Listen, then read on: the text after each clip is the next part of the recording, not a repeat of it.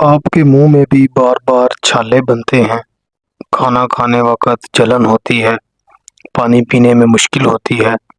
اگر آپ سمجھتے ہیں کہ یہ صرف گرمی کی وجہ سے ہوتا ہے تو شاید آپ پوری حقیقت نہیں جانتے۔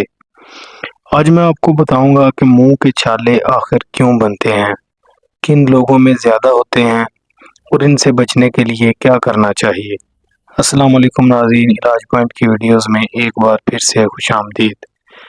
منہ کے چھالے چھوٹے زخم ہوتے ہیں جو زبان، ہونٹوں کے اندر یا گالوں کے اندر بنتے ہیں۔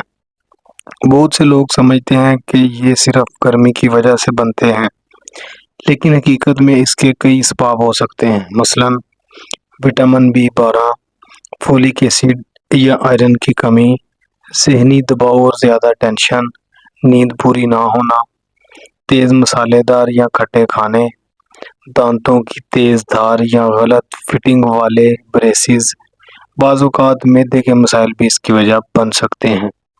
اگر چھالے کبھی کبھار ہوں تو عموماً چند دنوں میں خود ٹھیک ہو جاتے ہیں، لیکن اگر بار بار ہوں، بہت بڑے ہوں یا 2 ہفتوں سے زیادہ رہیں تو یہ جسم کے کسی اندرونی مسئلے کی نشاندہی ہو سکتے ہیں۔